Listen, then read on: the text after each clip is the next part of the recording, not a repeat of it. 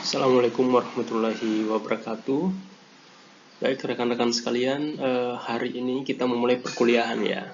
Jadi minggu lalu itu kita belum memulai perkuliahan dan hari ini materi pertama mengenai sejarah dan fungsi bahasa Indonesia.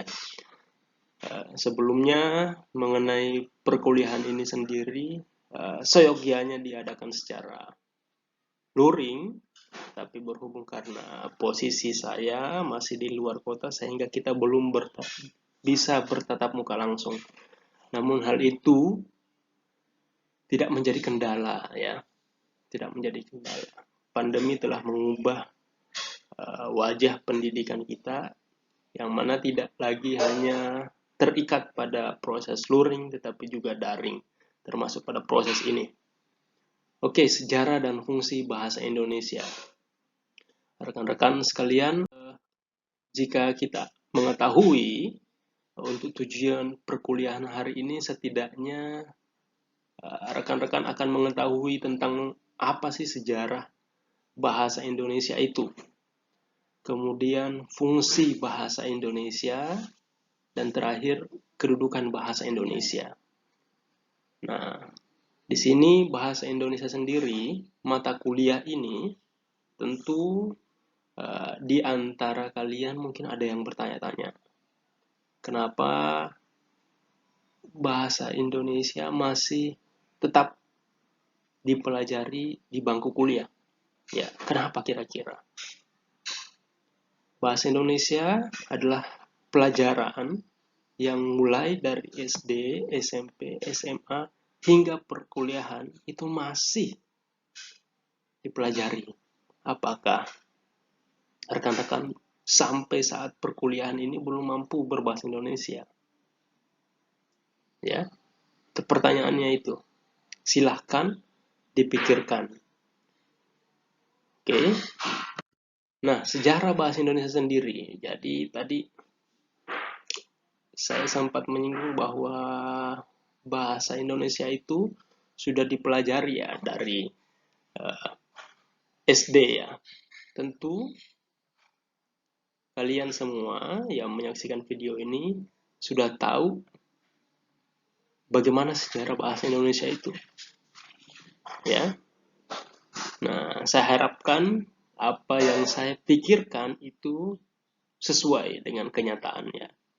Jadi, sejarah bahasa Indonesia itu setidaknya mulai ya di 1916. Nah, di sebelum 1916 itu bahasa yang ada di Indonesia, mohon maaf, belum ada Indonesia ya. Di daerah Nusantara ini itu beraneka macam. Nah, antara satu daerah dengan daerah lain itu dihubungkan dengan satu bahasa yang disebut namanya bahasa Melayu. Nah, kalau di Ternate, kita sering dengar namanya bahasa Melayu Ternate. Nah, di Sumatera juga ada bahasa Melayu Sumatera. Betawi, di Jakarta juga ada Melayu Betawi. Nah, itu yang kemudian menghubungkan satu suku, satu bangsa, antara mereka diikat oleh bahasa Melayu. Nah, di 1916 ini ada Kongres Pengajaran Kolonial di Den Haag oleh Raden Mas Wardi Suryadiningrat atau kita kenal dengan Ki Hajar Dewantara. Ki Hajar Dewantara berpikir bahwa ada atau perlu satu bahasa yang mengikat, ya, mengikat antara satu Nusantara. Dia menawarkan bahasa Melayu, ya, jadi belum bahasa Indonesia ya, bahasa Melayu untuk diajarkan di sekolah-sekolah yang ada di Belanda. Ya, jadi orang-orang Belanda yang ingin ke Indonesia harus menguasai dulu bahasa Melayu. Gitu. Kemudian Kongres Pemuda, ya, Kongres Pemuda pertama 1926 baru terbesit nama Indonesia. Ya, 2 Mei 1926 itu diusulkan oleh M. Tabrani bahwa kita harus memiliki bahasa yang mengikat, tetapi bukan bahasa Melayu, ya, bukan bahasa Melayu. Karena bahasa Melayu juga dimiliki oleh Singapura, juga dimiliki oleh Malaysia, sebagian Thailand juga demikian, begitu juga dengan Vietnam, ya. Jadi M. Tabrani mengusulkan pertama kali bahasa Indonesia pada Kongres Pemuda pertama. Nah, kemudian secara resmi 2 tahun setelah itu 1928 Sumpah Pemuda. Ini Sumpah Pemuda yang mana salah satu sumpahnya itu berbahasa satu bahasa Indonesia. Ini merupakan atau akar, ya, berakar dari usulan M. Tabrani pada Kongres Pemuda pertama. Nah, kemudian mulailah Kongres Bahasa Indonesia 1, 25 sampai 28 Juni, ya. 25 sampai 28 Juni. Bahasa Melayu yang umumnya dipakai itu diubah, diadaptasi, diadopsi, dimodifikasi untuk menjadi bahasa Indonesia. Oke. Kemudian 1945 bahasa Indonesia diundang-undangkan. Jadi menjadi salah satu simbol dari negara Indonesia itu bahasanya, bahasa Indonesia. Baik, selanjutnya pengaruh dan gerakan masyarakat dalam perkembangan bahasa Indonesia. Jadi kita bisa pahami bahwa bahasa Indonesia itu adalah bahasa yang baru, ya. Jadi sebelum ada bahasa Indonesia, ada bahasa Melayu. Nah, bagaimana kemudian bahasa Indonesia itu bisa berkembang cepat di seluruh daerah, ya. Nah, pertama ada Budi Utomo, ya, ini yang dianggap berperan penting, ya, berperan penting. Jadi organisasi pergerakan nasional yang mana mencoba memasyarakatkan bahasa Indonesia. Oke, yang kedua Balai Pustaka. Balai Pustaka ini lembaga penerbitan kolonial. Jadi kalau rekan-rekan ketahui, ada beberapa dokumen atau mohon maaf di sini maksudnya apa ya? Buku-buku, ya. Catatan-catatan, novel, sastra, puisi itu dicetak. Dicetak pada era kolonial menggunakan bahasa Indonesia. Nah, percetakan itu namanya Balai Pustaka. Seperti karya-karya dari Mara Rusli, Salah Asuhan, ya, sastrawan dulu itu dicetaknya di sini. Itu disebar, kemudian dibaca oleh orang yang belum sebelumnya tidak familiar atau tidak mengetahui bahasa Indonesia. Melalui Balai Pustaka ini dia pada akhirnya bertemu dan belajar bahasa Indonesia. Kemudian Syarikat Islam, ini merupakan satu organisasi juga, ya, yang mana di dalam programnya juga itu dia berupaya menggunakan bahasa Indonesia, ya, menggunakan bahasa Indonesia sehingga bahasa Indonesia dapat dikenal oleh masyarakat luas. Nah, fungsi bahasa. Nah, rekan-rekan sekalian, ini kalian sudah berbahasa Indonesia sejak SD, ya. Kira-kira fungsinya apa saja sih itu? Ya. Nah, kita lihat. Secara umum mengungkapkan perasaan. Jadi kalau tidak ada bahasa, bagaimana kita mengungkapkan perasaan? Bagaimana seorang cowok mengungkapkan perasaannya dengan cewek? Seorang ibu mengungkapkan perasaan kepada anaknya. anaknya sebaliknya kepada ibu, ya. Bagaimana seorang atasan ke bawahan mengungkapkan atau memberikan instruksi, gitu ya. Itu pertama. Kemudian komunikasi, berkomunikasi. Kemudian yang ketiga, integrasi dan adaptasi sosial. Jadi ketika ada ya seseorang yang pergi ke daerah lain, ya pergi ke daerah lain, ketika daerah lain itu mempunyai bahasa daerah, bahasa lokal, nah salah satu caranya untuk mampu berintegrasi ya kita pakai bahasa Indonesia, ya.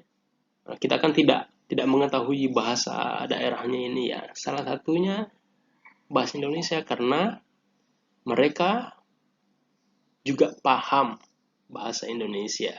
Misalnya ya dalam lingkungan Indonesia, negara, daerah-daerah yang ada di Indonesia, misalnya ke Jawa, ke Sumatera, gitu. Kontrol sosial. Bagaimana bahasa menjadi kontrol sosial? Ya, tentu ini bisa kita lihat di jalan, ya. Ada himbauan-himbauan itu menggunakan bahasa, ya. Dilarang, apalagi namanya diharapkan, itu, ya. Dilarang belok kiri, misalnya itu ya, beberapa dilarang parkir di sini, itu bentuk-bentuk kontrol itu, ya. Undang-undang itu kontrol sosial, kitab undang-undang hukum pidana itu kontrol sosial, ya. Kemudian secara khusus hubungan sosial, fungsi bahasa itu ya tidak lain untuk menjalin hubungan sosial. Nah, kalau tidak ada bahasa bagaimana kita bersosialisasi? Seperti sekarang ini mengajar itu, proses belajar mengajar itu merupakan satu bentuk hubungan sosial antara guru dengan murid, dosen dengan mahasiswa. Oke? Seni dan sastra, berseni dan bersastra. Ini fungsi dari hiburan, menghibur. Bahasa kuno, terus bahasa Indonesia dengan bahasa kuno hubungannya apa? Ya untuk mengerti bahasa kuno ya kita kan sudah tidak tahu nih bahasa kuno itu bagaimana. Nah, diterjemahkan ke dalam bahasa yang dimengerti, bahasa kuno di Ternate, bagaimana masyarakat atau generasi muda tahu maksud dan arti daripada bahasa kuno tersebut ya diterjemahkan ke dalam bahasa Indonesia, ya. Kemudian ilmu pengetahuan dan teknologi, tanpa adanya bahasa bagaimana kita berilmu pengetahuan, bagaimana proses belajar mengajar, bagaimana. Nah, jadi secara khusus fungsi bahasa. Tujuan penggunaan di sini ada fungsi praktis, fungsi kultural, artistik, edukatif, dan politis. Seperti politis itu ya, seperti yang rekan-rekan ketahui, ya, biasanya banyak digunakan untuk berkampanye, janji-janji politik seperti itu. Oke, kedudukan bahasa Indonesia. Sini ada poster, utamakan bahasa Indonesia, pelihara bahasa daerah, kuasai bahasa asing. Kenapa? Karena bahasa Indonesia itu adalah jati diri bangsa. Itu, bayangkan kalau tidak ada bahasa Indonesia, kita mungkin berbahasa Belanda, ya, tapi kita bukan orang Belanda. Aneh, ya, aneh. Bahasa nasional dan bahasa negara. Baik, kondisi dan tantangan bahasa Indonesia saat ini. Bagaimana kondisinya kira-kira? Nah, kita lihat mental masyarakat modern, masyarakat kita saat ini. Jika diperhatikan banyak sekali orang-orang yang tidak mempedulikan kaidah bahasa Indonesia yang baik dan benar. Jadi asal berbicara, ya fungsinya jalan ya untuk komunikasi, tetapi bahasa Indonesianya masih keliru. Jadi mental masyarakat modern itu praktis, ya, praktis. Kemudian globalisasi, ya, globalisasi. Maksudnya apa globalisasi menjadi tantangan? Nah, coba diperhatikan rekan-rekan sekalian.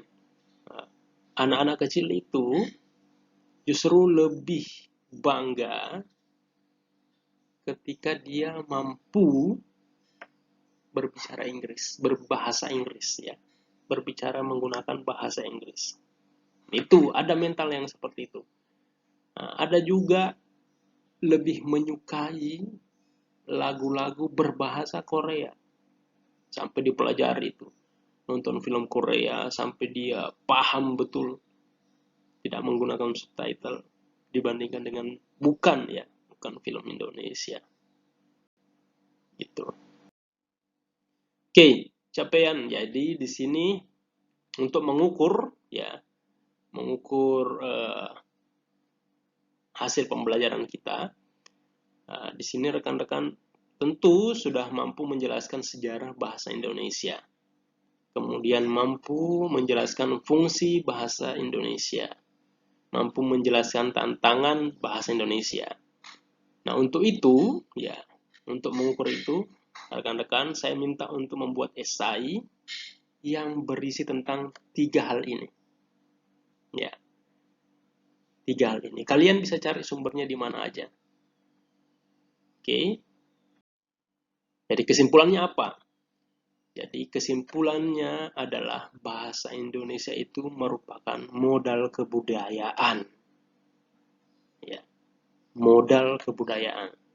Tanpa berbahasa Indonesia, tanpa kita menggunakan atau memiliki bahasa Indonesia, bagaimana kita berbudaya? Itu. Oke, baik.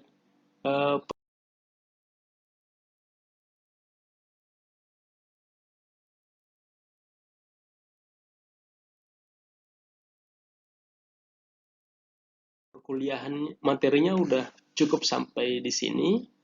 Untuk pertanyaan disimpan dulu, nanti minggu depan kita ketemu secara langsung insya Allah.